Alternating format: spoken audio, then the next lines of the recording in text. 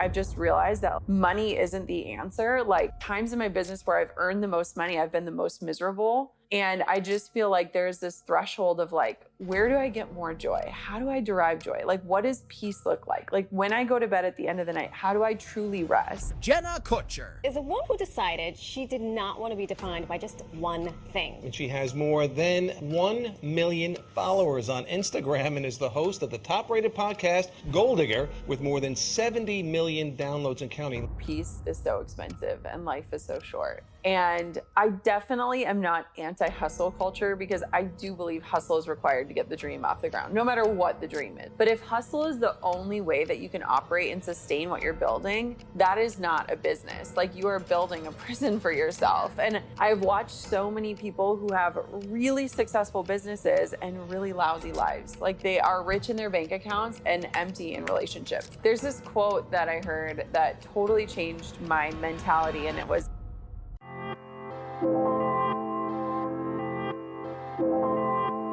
hey everyone, welcome to the show. We've got an exciting episode in store for you today. We are live in an Airbnb location, which is coincidental because we actually talked about Airbnb in this episode. Today, I'm interviewing Jenna Kutcher. She's the host of the Gold Digger podcast. She's a best-selling author, and she's also an entrepreneur of many different businesses. So we're going to talk about all the different ways she makes money, from her courses to affiliate marketing to podcast sponsorships to hosting a property on Airbnb. I absolutely love this conversation. Jenna is one of my close friends and she's so smart. She's so brilliant. I can't wait to share it with you all. So without further ado, here's my conversation with Jenna Kutcher.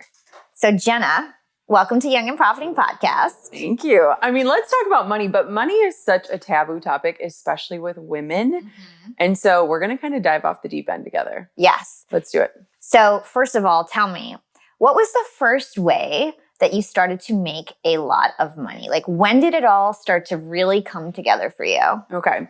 So when I was 23, I worked in corporate America and I had a great job. But I very quickly realized that climbing the corporate ladder was just not for me. And it is an amazing option for a lot of people. It just didn't resonate with my soul. Like there was just this feeling of like, I've got to figure something else out. So I started as a wedding photographer. Most people know my story. I bought a $300 camera on Craigslist, ended up starting a wedding photography business, taught myself everything. And within 3 years, I was earning 6 figures, which at the time was more than I had ever even dreamed of, right? In my corporate job, I was making $50,000 a year. I felt so rich. Making 6 figures felt like this amount that was like impossible. And when I was growing my business, I was also experiencing burnout. And I had grown so quickly, which was such a blessing. But I also just hit this place where I was like, I can't imagine doing this for the next 5, 10, 15, 20 years. Like there's got to be a different way. And I committed to figuring out a different way through loss. And I've shared this story many times, but when my husband and I finally decided that we wanted to start a family, it didn't happen as easily for us as it does for other people. And I know a lot of people experience this, but we went through 2 miscarriages and I was planning my pregnancies around my photography business because I was shooting in the summer and I had to figure out like, how is this going to work? And when I had my second loss, I had to show up and shoot a wedding the next day. And I was like, there has to be a different way. Like I built this amazing business, but if I don't show up and shoot, I don't get paid. And there's got to be a different way. And so I committed then and there in this moment of like agony of like, I will figure this out. And I remember around that time, I heard this statistic of like the average millionaire has 7 revenue streams. And at the time I had 1. And I was like, how do we figure this out? Like, what could this even look like? It felt so crazy.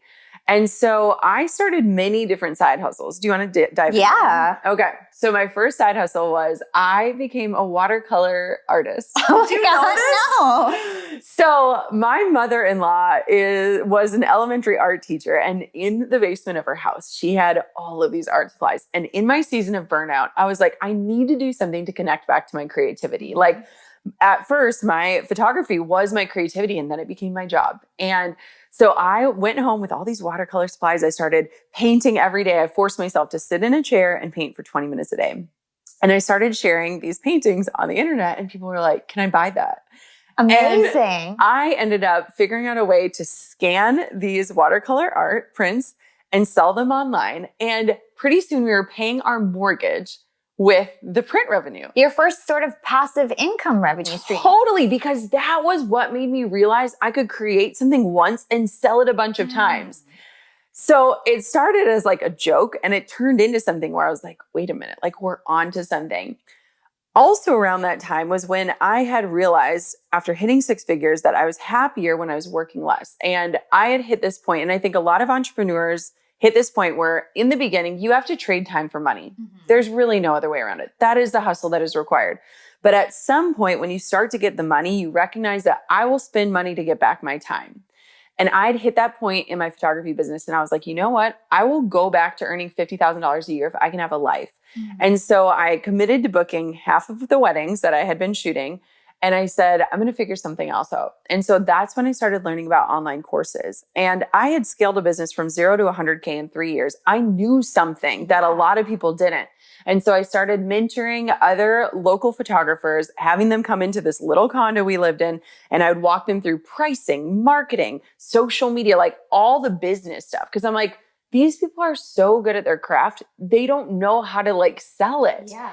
And so I started coaching, and then I started looking into online courses. And that's kind of where the business that people see today started to form, but it was years in the making. I love that. It's so inspiring. So in terms of your courses, how did you first like figure out how to go from one-to-one to one-to-many? Because that's really the secret. It's like, how do you take what you do to individuals and then make it possible that many people can take this course? Like, how did you first start to figure that world out? Yeah. You know, it's kind of funny because I don't know if I've ever drawn the parallel of like making a watercolor print, scanning it, figuring out one-to-one or one-to-many. Yeah. And that is exactly what online education is. And it was so funny because I ended up coaching 5 local photographers, and they all had the same questions. And all of a sudden I found myself, I'm like, I am a broken record. I'm teaching them the same things. I'm showing them the same pricing guides. I'm walking through the same things. And that was when I really started to discern, like, there are trends and questions that everybody has. And that is the type of content you want to put into an online course. And I am so grateful that I took the time to sit down with people face to face, hear their struggles, understand like, well, what am I actually doing different? Because I think that so often we are so close to our own genius that we think everybody knows this. Yeah. Surely this is easy for everybody. And so when I started to identify these trends, I was like, oh my gosh, I can teach branding, and I can teach social media, and I can teach pricing, and I can teach email communication, and all of these things.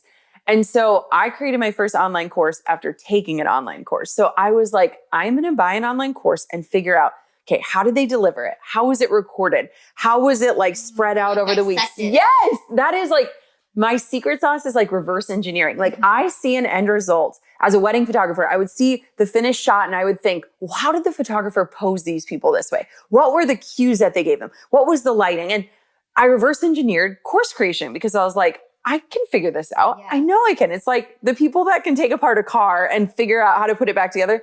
I can't do that. But when it comes to digital stuff, I'm so good at that. And so online courses like cracked my life open in such a beautiful way.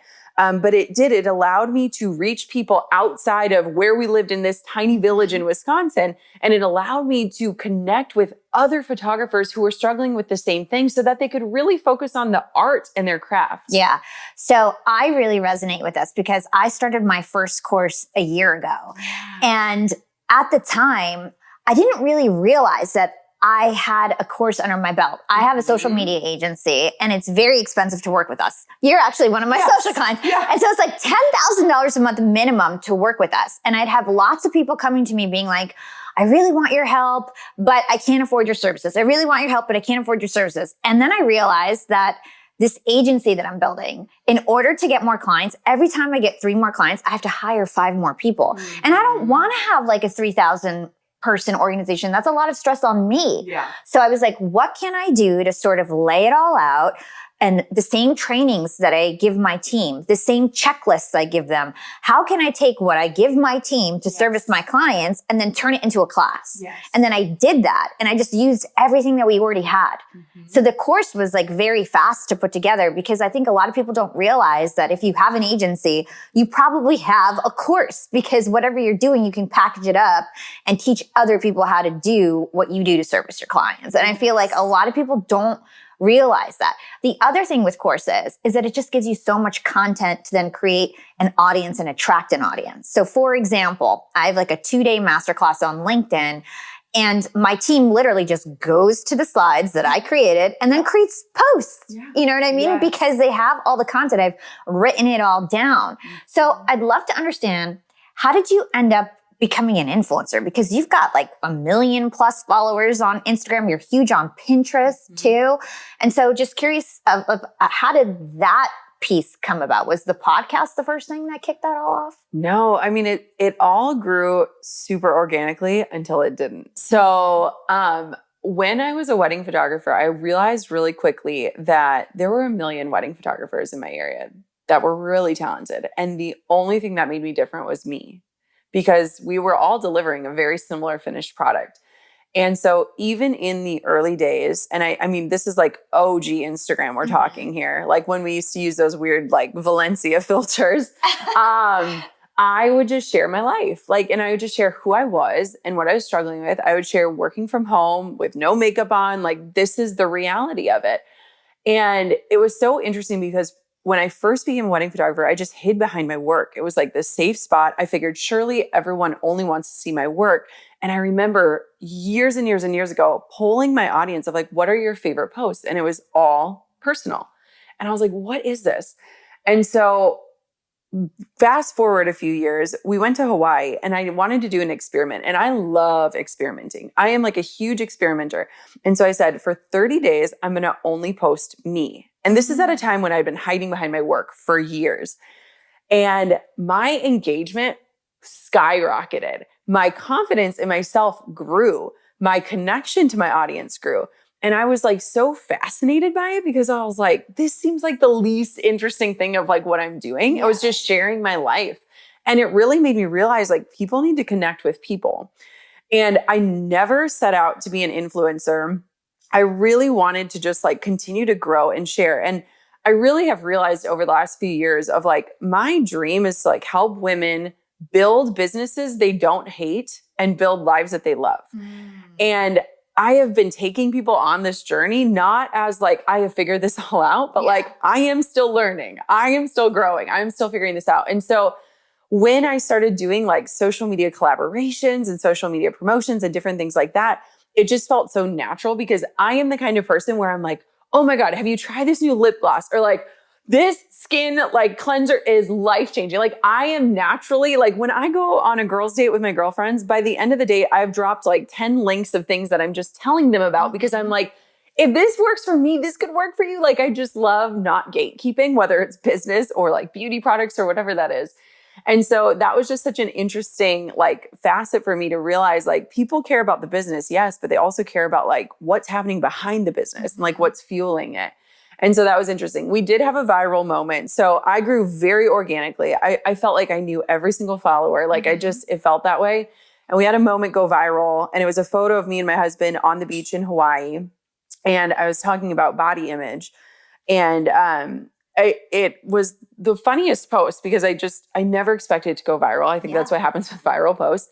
And I was clapping back at someone who had said, how can a woman like you get a man like him? And my husband is very fit. He's very in shape. At the time I was curvier. I had been going through miscarriages and lost. My body had been through so much. And I was just angry. And I was like, who are you to say this? Like we have been together for a decade. He has loved me through every pound, every pimple, like everything.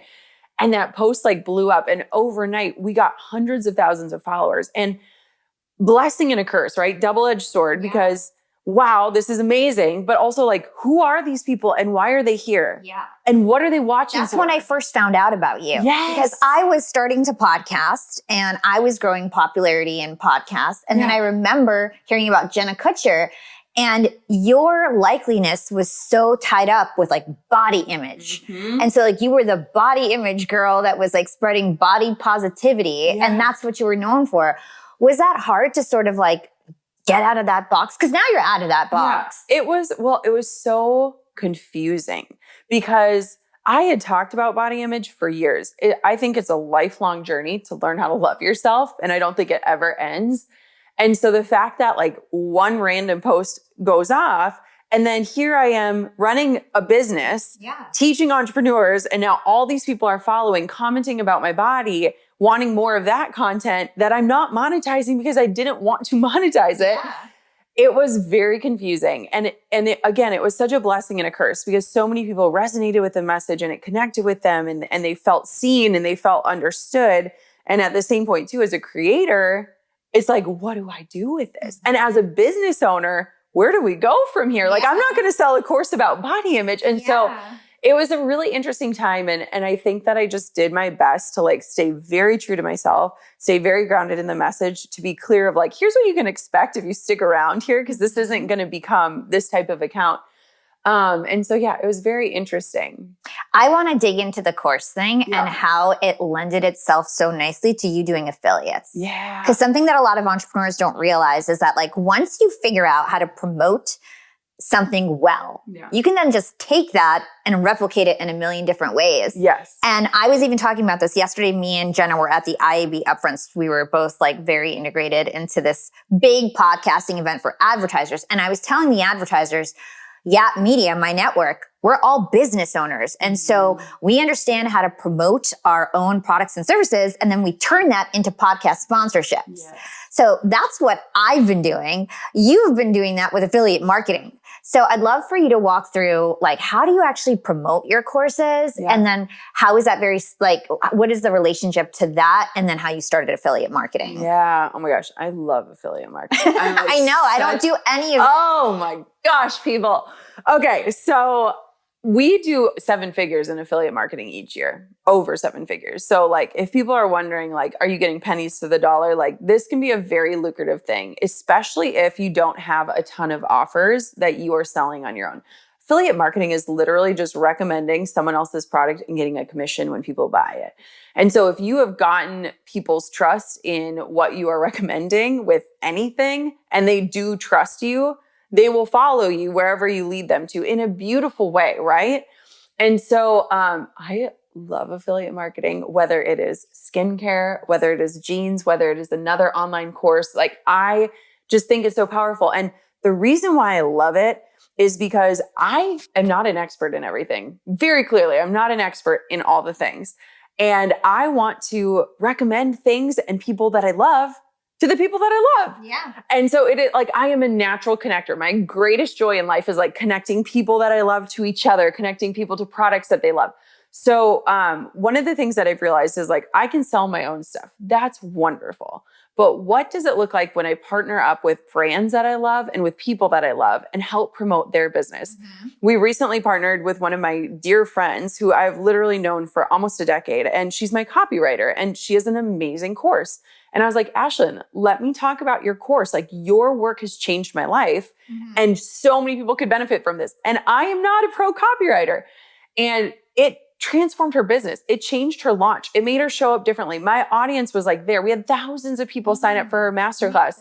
And so it's like so fun for me because I'm like, I get to support the people and brands that I love. I get a commission from what I'm selling, and I get to kind of experiment with different marketing strategies because there's less skin in the game, and I get to be more creative of like, what does this look like? But go into the nitty gritty. Like, what are you doing? I know you're using many chat automations.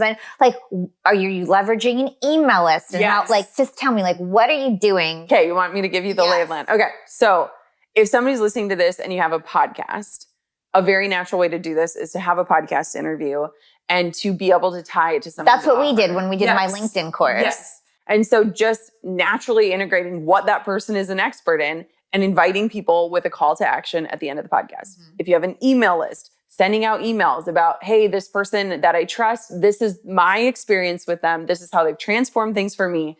This is why you should trust them or join their free masterclass. If you have Instagram, sharing about it on Instagram. So we've basically built this almost like flywheel where we could have a guest on our podcast. We could send out a couple of emails. I could do an Instagram live with them and a few Instagram posts. And that's honestly it. And they take care of the rest. And it's people that I trust that are going to serve my audience well at the highest level. And then if it's the right offer for them, they'll take it. So now you've got like millions of followers. Take us back to when you didn't have millions of followers. It wasn't that long ago. How would you promote something then? Like if you're like, maybe you've got a couple thousand followers, but you're really smart. You already make money doing something really well. Maybe you have a job and you do something really well. Maybe you have a company and you do something well, but you just don't have a lot of followers. How would you then either sell courses or affiliate marketing? Yeah. So I would say 2 channels. So Pinterest is huge. Ooh, and I love that's a juicy Pinterest. one. No one talks about this. No. Y'all, Pinterest is a search engine. It's not social media. And it's so crazy to me that people think that it is just like a place to like plan your dream life, but not do anything about it. When people go onto Pinterest, they are typing in recipes with sausage or, makeup looks for work or, capsule wardrobes for vacation. Like people are typing in keywords and they're typing in stuff that you have created or work that you could create. Yeah. And so we get millions of views on Pinterest a month just using like the same strategies you would use for search engine optimization, just using keywords. That's so smart because nobody's doing that. And it's basically a search engine, especially if we're targeting women. Yes. And the cool thing about that is like with Pinterest being a search engine, it's not a popularity contest. So unlike other social platforms, in order to get your work seen, you have to have a massive following. Because it is a search engine. If you are search engine oriented, you will be found. Yeah. And so if you are someone listening to this and you're like, great for you, I don't have 1 million followers or I don't have this. Pinterest is an amazing place. So like we use Pinterest to grow our email list. I look at marketing very distilled down. There are 2 focuses. The first primary focus is growing your email list. Why? It is an asset that you own. It is something you can control. Social media is amazing. It is rented space. You do not own it. You can't control it. You are battling multiple algorithms. Your email list is a true asset. If you are somebody listening and you want to be in business 3 years from now, 5 years from now, 10 years from now, you have to have an email list. That is the only way. So priority number 1 in marketing is an email list. Priority number 2 is any other platform that you are using, whether it is LinkedIn, YouTube, a podcast, Instagram, all of those efforts need to be getting people off of those platforms and onto your email list. That is it. And it's so funny because we overcomplicate marketing and we're like, Instagram doesn't work. How are you using Instagram? Are you serving or are you selling? If you are selling, no wonder it doesn't work. And so your primary focus as a creator is to start your email list, and then any efforts that you have, the goal should be to get people off of whatever platform they're on and onto your list because again, you own that. And you get them off of the platform by serving them and then retargeting them in the DMs to get them in your email list. One of the biggest regrets I have is not starting my email list until like just a couple years ago, I started it. And my favorite way, I don't know if you do this, to get emails is to do webinars. Yes. So I do these private Zoom webinars where I'll do like LinkedIn trainings, sales trainings. I'm doing like a mental health one for entrepreneurs later this summer. And then I'll get like 1,000, 2,000 people registering. Boom, I got 2,000 emails now. And they opted in so I can communicate with them now. And there's so much clicks and conversions that happen in email. Like it's a lot of sales are happening on email. So I love that. Okay, so we talked about a number of your revenue streams already. We talked about your watercoloring business when you first started out. We talked about courses. We talked a little bit about podcasts and your different sponsorships and affiliate marketing. What other revenue streams do you have? So one thing that we are super passionate about is real estate. And I love real estate. I love property. I love looking at houses online. Like there's something about making a space a home and sharing it even that just feels so powerful to me. And years and years ago, Drew and I used to spend multiple months of the year in Maui. And it was after I had had this revelation of like, I can build a business that can run while I rest. Like, what would it look like if we spent a month on Maui? And then it turned into 2 and 3 and we started to fall in love. But we were also spending a lot of money staying there. Yeah. And we would stay in Airbnbs each time. And we started to like ask ourselves questions like, okay, we're spending a lot of money here. Like, what would this look like? Like, could there be a possibility that like we could do this ourselves? And I'll never forget a trip. My parents came to visit us and there was an open house. We were walking down the beach and we're like, I don't know, let's just pop in and look. And I started to really dream bigger. And at the time, my business was not at all the size that it is today. And I remember we went through this open house. I took the little flyer And I went and sat in a coffee shop and I started doing math and I started thinking about, okay, how much are we spending a month when we're here? How much rent could we potentially earn? What would the expenses be? What are the HOAs? What does this look like? And one thing that's super interesting about Hawaii is there's a lot of different zoning. So there's apartment zoned and there's hotel zoned. And the place that we were looking at used to be a hotel. It literally is zoned as a hotel. And I remember just thinking, this is so peculiar that this was an operating hotel and they have now created it into spaces that people could own. And I sat down in this coffee shop and started running the numbers. And I'm like, I think we could make this work. And I remember telling Drew, I am committed to eating ramen noodles for a year if we do this, because we just loved being on the island and we loved having this space. And the thought of like doing it was like just so exciting. And so we ended up putting in an offer. I will never forget. We flew back to the island. So we got this place. It had been owned by this sweet, sweet old couple for years. And we had 1 week to like flip the unit and get it ready for Airbnb. And I literally thought we were going to get divorced that week because we were like painting and getting the couch in, and the couch was too big. It couldn't fit through the door, and all these like silly things that we were like, what did we get ourselves into? Yeah. And it's ended up being one of like the biggest blessings. We have hosted hundreds of couples over the years. We have had so many repeat guests come back to our space. And we have been able to kind of just create a community with our guests, with the team that helps us like take care of our property. It's been so beautiful. We've also been able to give back so much to the community. Like we bought a place on the island because we care about the island. And so last year alone, we donated over 30% of our profits to locals and to support them. We were able to help people in need when the devastating fire went through Lahaina. We opened up our doors. We housed locals for over 2 months in our unit, and we just took care of people. Like we used our network of other Airbnb hosts, and we said, like, open your doors. We will pay all of your expenses. Just get people in. And so it was amazing to see, like, yes, it is a property. And yes, it is this place where people can rent and stay, but we're also doing something a lot bigger with it. And that matters to me. Like anything that I do has to have meaning. Yeah. And I care so deeply about like the why behind our work that like, I want to make sure that there is always facets of like respect and community built into everything that we do. And so it's been beautiful. My parents were just down there and stayed, and to be able to like see our space be shared and loved by people we love, but also taken care of by people we love and enjoyed by people we love. Like it just feels like this trifecta of like blessings upon blessings. Yeah. And I love property, and I love the idea of like putting together a space where people are making lifelong memories. Because when we went to Hawaii, it was like a bucket list trip. It was like someday in our lifetime, I want to go to Hawaii. Yeah. And the fact that like now we get to host people on their bucket list trips, like how cool is that? I love that. I could see like the joy exuding from you. Like it makes you so happy to host these people in your home and make your home beautiful. So like, how does it work? Because you're not physically in Hawaii. Yeah. Do you have somebody managing the property? You obviously need to get it cleaned. And if somebody needs something, like how does that all work? Yeah. So we've had the same team of people since we first started. And we met them at church in Hawaii.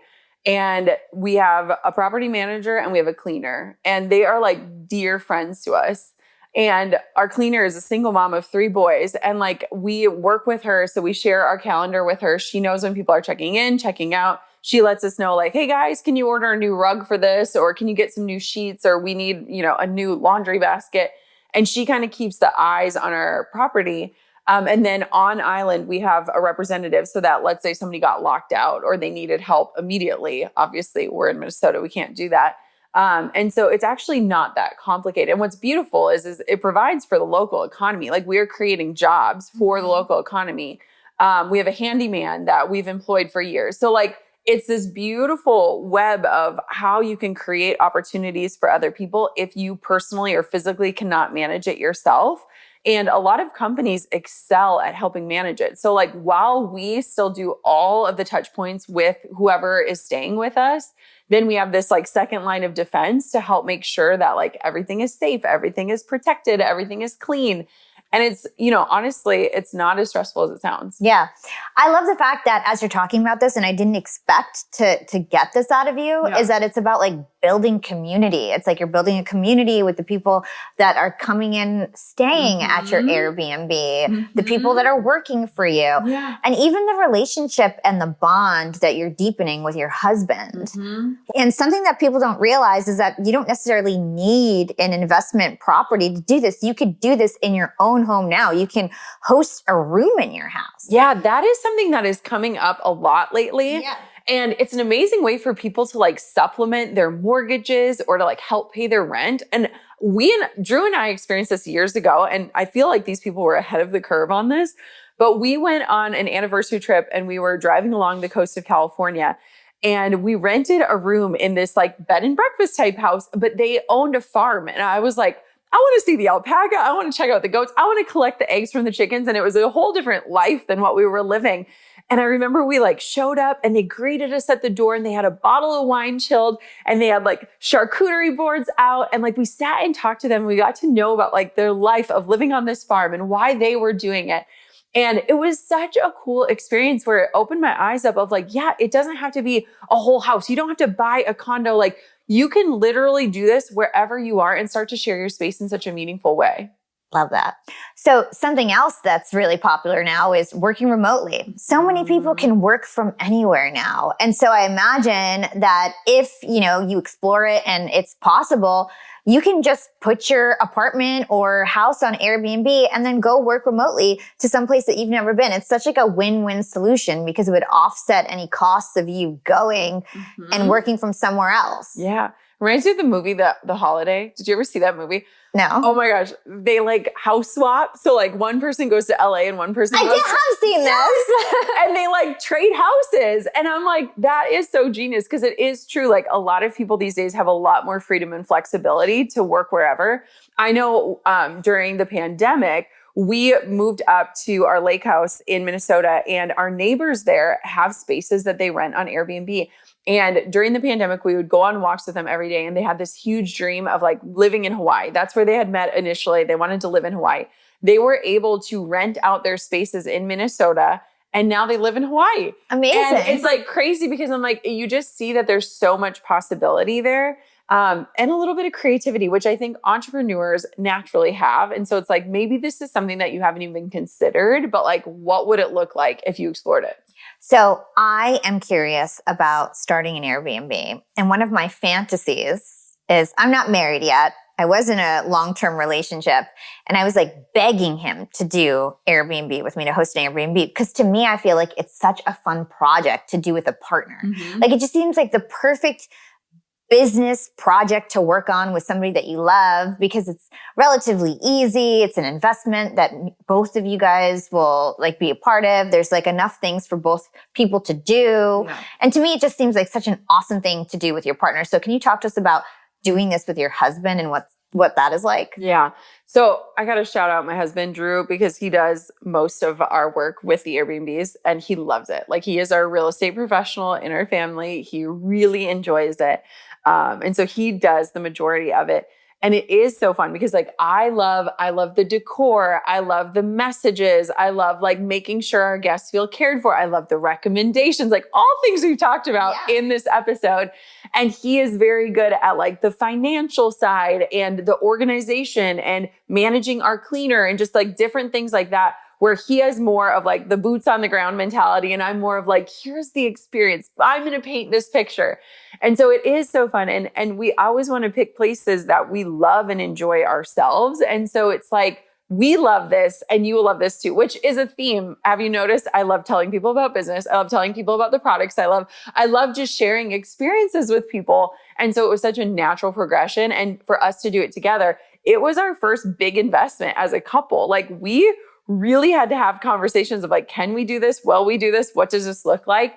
And it felt like a huge leap of faith. And it's just been one that has been this like beautiful journey for the both of us. And I feel like it connects you guys closer because you guys are in business together. Yeah. You're making money together. Yeah. I just feel like that's such an awesome thing to do with your partner. So I love that you do that. So something else to know about Jenna is that she only does stuff that brings her joy. You only do things that you want to do. I bring Jenna opportunities all the time. She's in my podcast network where I'll be giving her, like, I booked sponsorships for her and she'll be like, I don't want to do that. I'm burnt out. I'm burnt out on IG Reels. And I'm like, but it's thousands of dollars. Are you sure? And she's like, yeah, I don't care. I'm burnt out. I'm not doing that. Yeah. You can do it. You can book it in 2 months or whatever. So talk to me about that. Like, how are you able to sort of just put your foot down? A lot of people couldn't just turn down money like that. Yeah. I mean, first off, it is such a privilege to be in a position. Yeah, it wasn't always like that. No. Always, you've got to sacrifice. But I've realized, and here's what I've really realized, is if you have listened to this whole episode, you recognize the power of trust. And I want my community to trust me. And if something isn't in alignment, not only do I feel it, but they feel it. And so I have had to get so good at discerning what are the right partners, what are the right opportunities, what are the right like sponsorships to take on, like, is this in alignment? And I feel that way with every opportunity, whether it is getting asked to speak on stages that I would have once dreamt of being on, but now I'm saying no to, or whether it is, you know, hosting a mastermind or all these things. I could do a million things. I don't want to.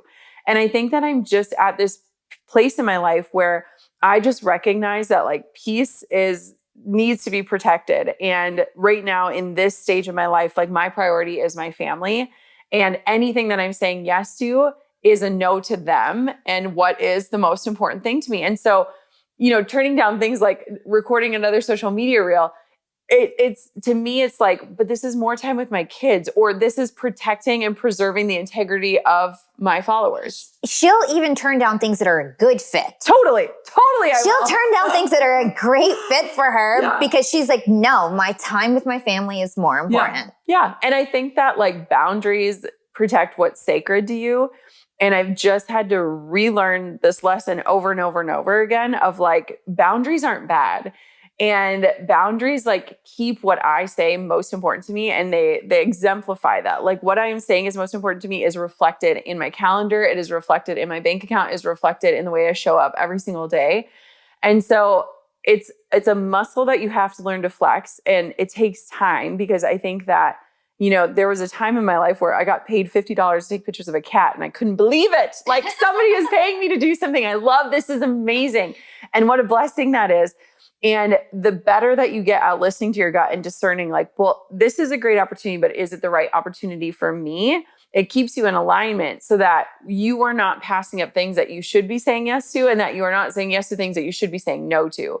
And so I feel like I just have like a really strong intuition and a gut game, and I don't apologize for saying no any longer, because my no is literally just a reflection of like what is mattering the most to me right now. Yeah, but let's stick on this mindset, because yesterday I was talking to Jenna. I had been working on this crazy presentation for like 3 months, and I was like, guys, I killed myself on this. I worked so hard. And we were with our other friend, Amy Porterfield, and she was saying, you know, I'm the same way. Like I work really hard sometimes and burn myself out. And Jenna was like, I don't know how you guys do that. Like I would never do that. Yeah. I would never choose to kill myself on anything. And I always, a lot of the times, take the hard route. Yeah. I don't know why. It's my personality. Why are you like this? Like, how did this come about? Were you always like this, where you're just like, no, I'd rather just have my joy than the money? I feel like I've realized that like our peace is so expensive and life is so short. And I definitely am not anti-hustle culture, because I do believe hustle is required to get the dream off the ground, no matter what the dream is. There have been so many points in my career where I get an idea or I have a project or something like, yeah, I can hustle. But if hustle is the only way that you can operate and sustain what you're building, that is not a business. Like you are building a prison for yourself. And I've watched so many people who have really successful businesses and really lousy lives. Like they are rich in their bank accounts and empty in relationships. And like, to me, that's just not worth it. That is such a high cost. And I feel like I have had to learn how to discern, like, what are my best yeses and like, what can I say no to without having FOMO, without having guilt. And it's interesting because I think becoming a mom really shifted that for me of like, anytime I'm away from my kids, I want it to be worth it. And the only way for me to alleviate mom guilt was to know that like I was doing work that I love, work that I enjoy, work that gives me peace, that excites me. so that whenever I'm working, I'm not there thinking I should be with my kids. And whenever I'm with my kids, I'm thinking I should be working. It's like the only way to get past that was to just be in total alignment of like, what do I want for my life? And I think we focus so much on like leaving a legacy, but I think in reality, we have to focus on living a legacy. And I'm like, I want my kids to see the joy. I want them to see the peace. And, you know, I've had so many turning points in my business where like, I've just realized that like money isn't the answer. Like at times in my business where I've earned the most money, I've been the most miserable. And I just feel like there's this threshold of like, where do I get more joy? How do I derive joy? Like, what does peace look like? Like when I go to bed at the end of the night, how do I truly rest? And it's just been a huge shift, and it's not easy, and it doesn't come naturally because I am an achiever and I am a hard worker and I am driven, but I'm just at a place in my life where I'm like, I just want to enjoy it. Yeah. I love the way that you and your team handle it. You guys take Fridays off, right? Yeah. So they don't work on Fridays, but you're still crushing it and getting so much done. Like you don't have to overwork yourself to be successful. And you are such a great example of that. Yeah. There's this quote that I heard that totally changed my mentality. And it was, instead of asking yourself if you've worked hard enough to earn your rest, ask yourself if you've rested well enough to do your best work. It was by a girl, Nicola Hobbs, I think is her name, or Nicola Dobbs. And I heard that and I was like, whoa, like I have been wired of like, I just need to get this done and then I can rest. And I was like, what if we like flip this on its head? And it's just been so transformative for me because I'm like, no, I need to like come into this feeling rested and well to do my best work. And that has like totally shifted things. I love that. So this has been such an awesome conversation about all the different ways that you generate revenue. We talked about courses, affiliate marketing. We talked about you hosting a property on Airbnb, and also about your mindset. I loved learning about that because I need to have some more boundaries. So thank you for sharing that. And thank you for joining us on Young and Profiting Podcast. Thanks for having me.